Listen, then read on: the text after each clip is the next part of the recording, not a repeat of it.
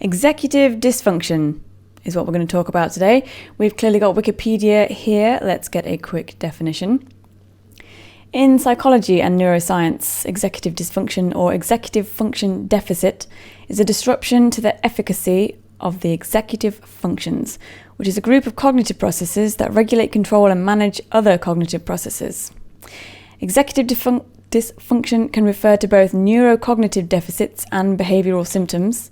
It is implicated in numerous psychopathologies and mental disorders, as well as short-term and long-term changes in non-clinical executive control. Right, that's a whole lot of words. Let's break this down a bit. Let's look at the executive functions before we look at the dysfunction, which is here. Executive functions. So these are all your brain functions, one category of which is executive functions. Executive functions, collectively referred to as executive function and cognitive control, are a set of cognitive processes that are necessary for the cognitive control of behavior. Selecting and successfully monitoring behaviors that facilitate the attainment of chosen goals. Executive functions include basic cognitive processes such as attention control, cognitive inhibition, inhibitory control, working memory, and cognitive flexibility.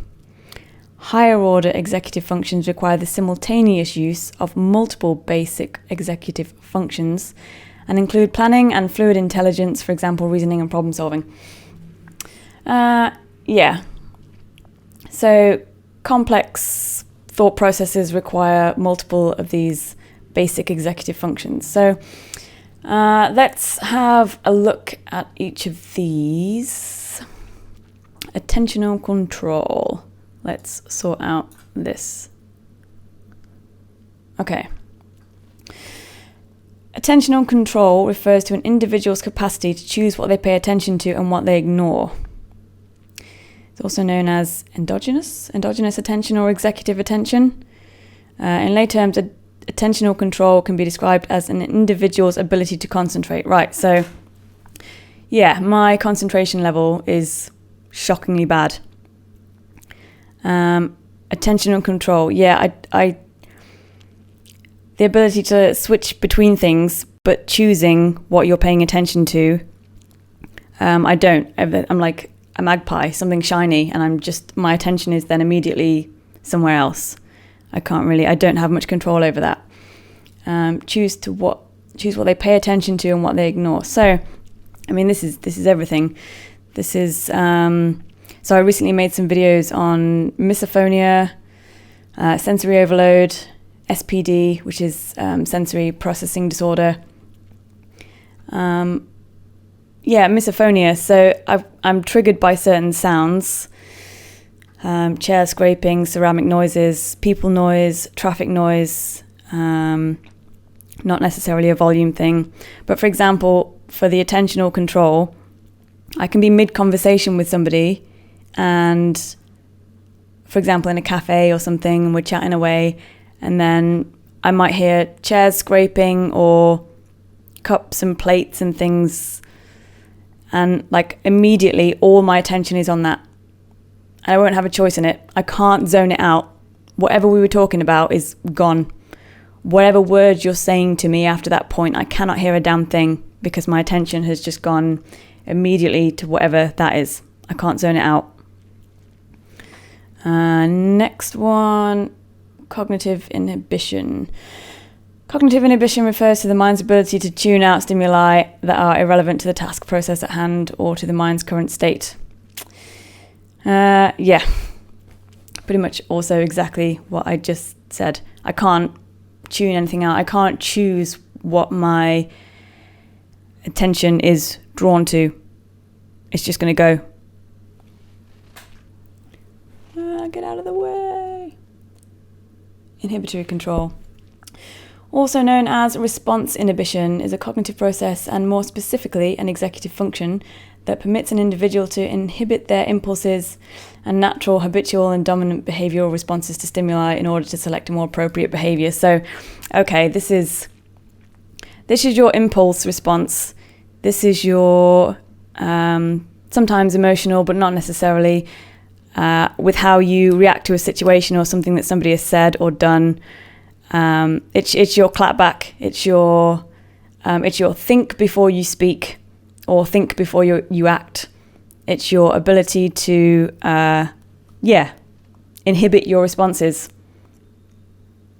It's your ability to not immediately answer someone back, or to snap at people. Yes. I have very little control over that. To inhibit their impulses, in order to select a more appropriate behavior.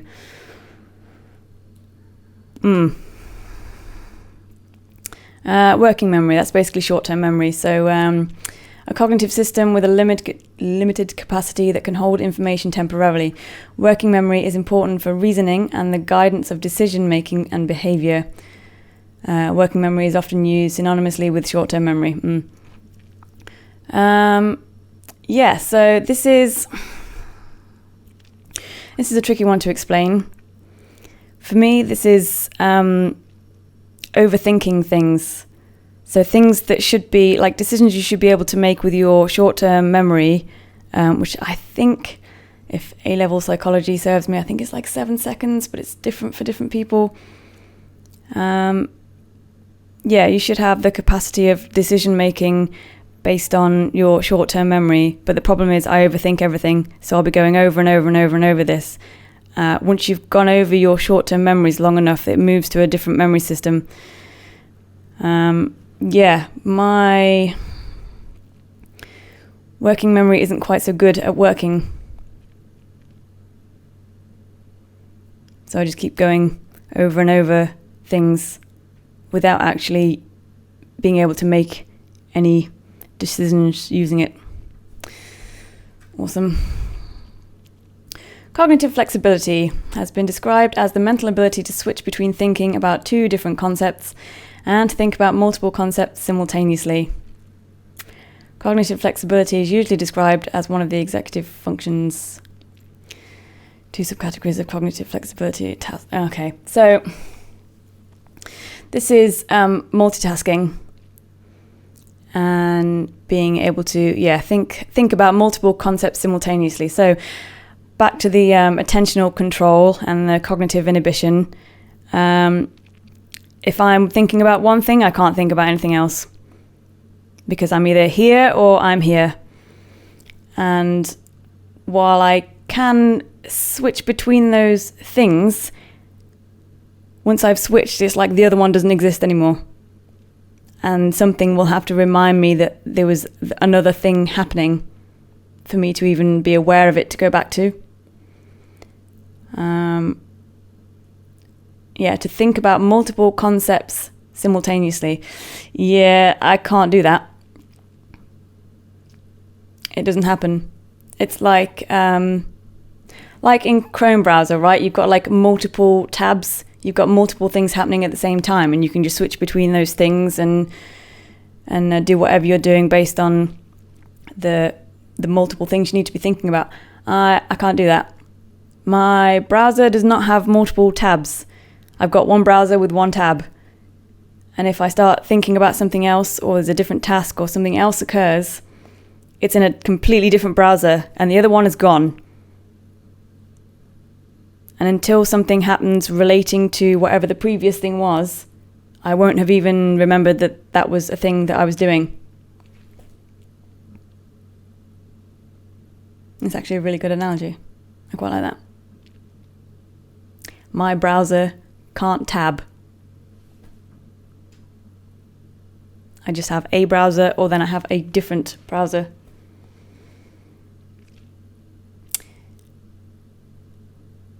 Yes.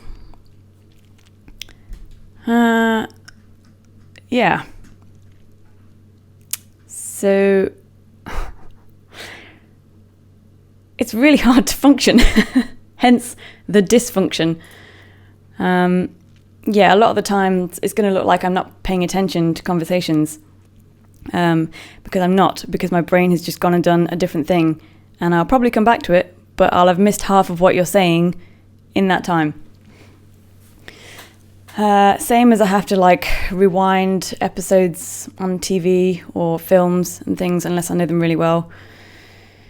I can get to the end of an episode of something and have absolutely no idea what happened in that entire episode, and I'll have to watch it again from the beginning because something will have happened that will have like reminded me of a thing or something that I don't know, anything, and my brain will have just spent half an hour thinking about the other thing, and I'll be like watching the credits and I'll be like, I should probably start that again.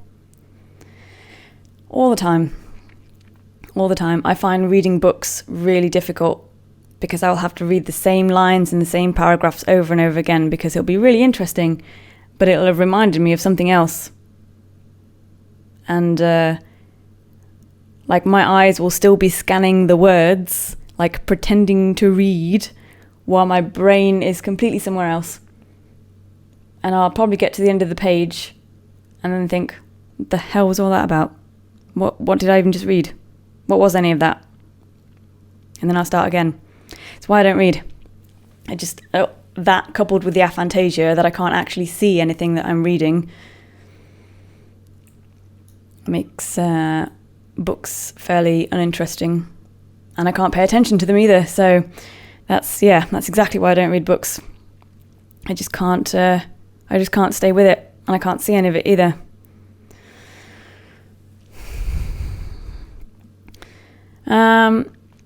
So some examples of how executive dysfunction impacts you on a daily basis, maybe how it impacts me. The ability to pay attention, it's not there. It's not there. Any of my close friends probably already know this. We have to have the same conversation multiple times before I even know what was happening in that conversation. Sorry about that. Remembering information, I don't. I've also made videos on this in terms of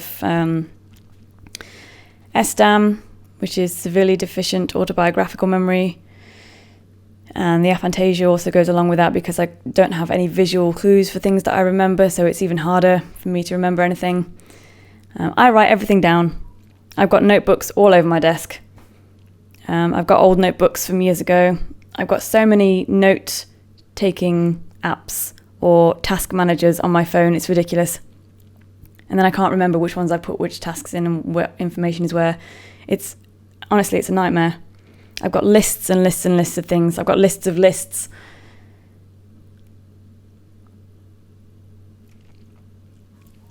The multitasking thing is not there. It's not there. Even on an activity level. So one thing that's always been pretty devastating to me is I cannot sing and play guitar at the same time. I just can't. And it's not a particularly difficult thing to do. There are many people that do it. Same as playing keyboard and singing at the same time. I can't do it.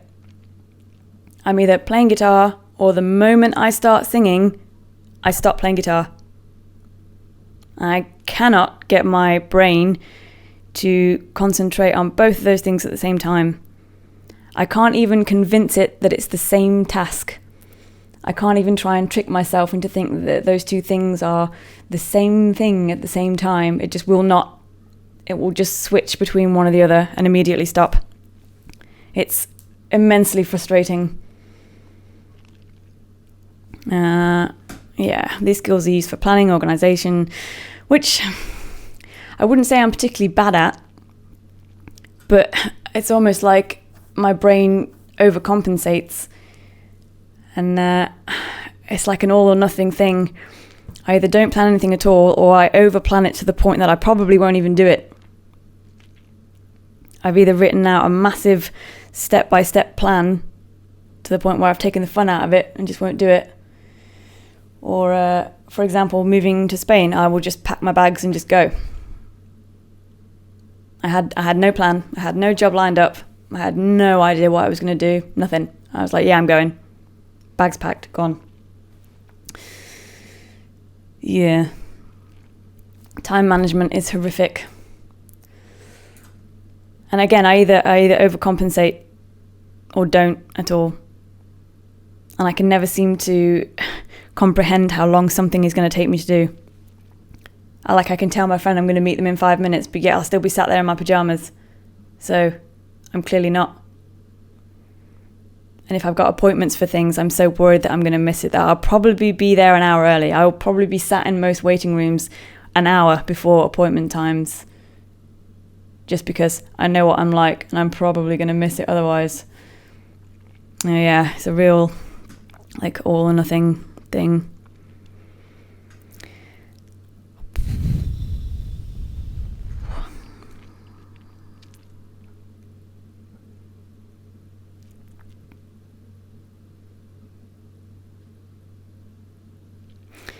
Yeah, some of this can lead to like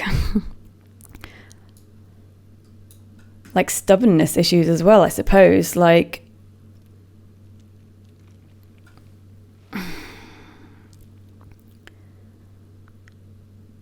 It's honestly like somebody just wrote a page about my brain. This is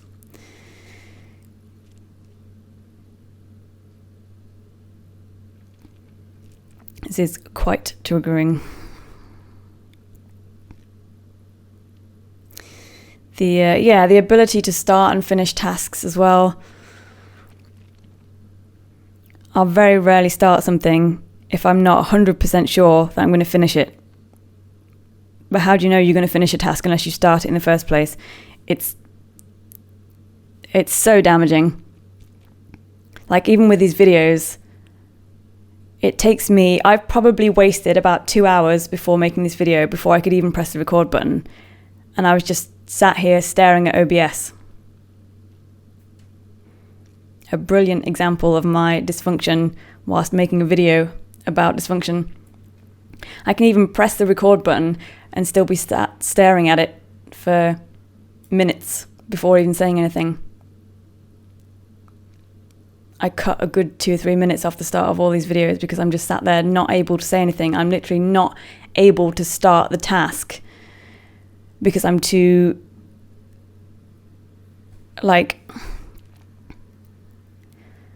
some of it's anxiety, some of it's not knowing if it's even going to be a good video. Is it going to go well? Do I even want to do this? Am I supposed to be doing something else? Was there something more important I was supposed to be doing? And this is after I've already pressed the record button.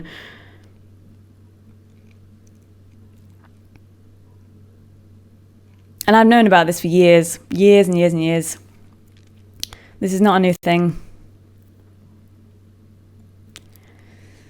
And but I did see somewhere down here, interestingly,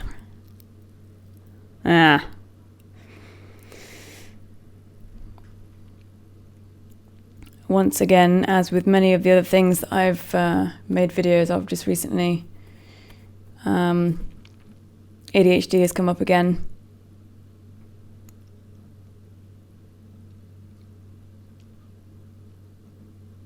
It seems to be the thing that is connecting all of these disorders together. Which is interesting. And may well be my next video. Spoiler alert. So yeah, there's your disorder for the day. Not really sure if this is classed as a disorder. It seems to be referred to as a deficit.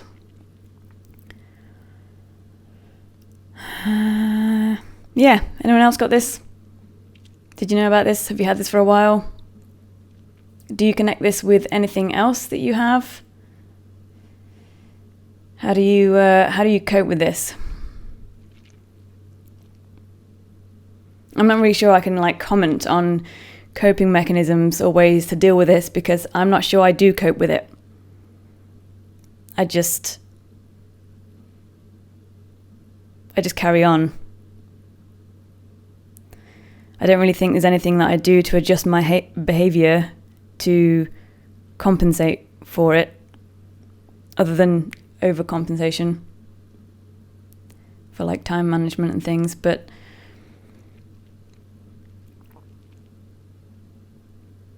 I mean, honestly, how I managed to run my own business for 15 years is mind-blowing. Just forced my way through it, I suppose. It's really difficult. It's really hard not to worry about it and worry about what other people think of it, because it's really quite obvious that I have it. Especially in conversations or being out with people, just being around people, to be honest. Just having my attention constantly pulled in 100 different directions, and it will come across that I'm just not paying attention to the thing that you're talking about or whatever we were doing. And I have no control over it.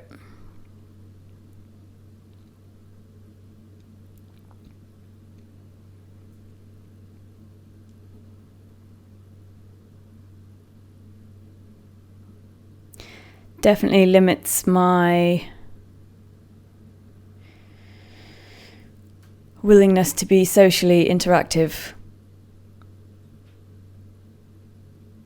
because I just think I'm going to piss people off.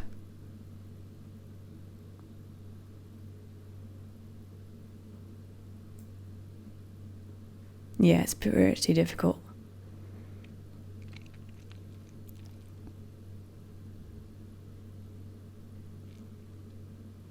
It goes some way to explaining why things that I'm interested in or hobbies that I have are really like attention demanding or like attention consuming. So things like Beat Saber. If you've ever played that game, you'll know you need like all of your attention in it, 100%. And yeah, you have to concentrate on it so much that my brain actually won't switch. It doesn't switch out of it. Once I'm in the game, I can just do level after level after level, track after track.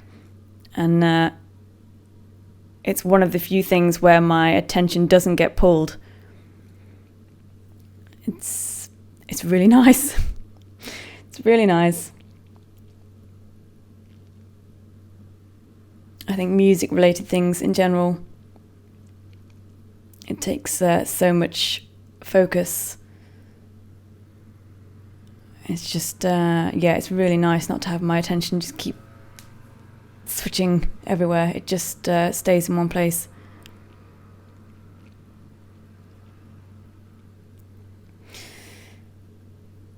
Yeah.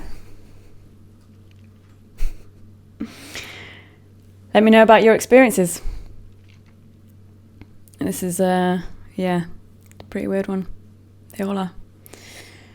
Thanks for watching till the end.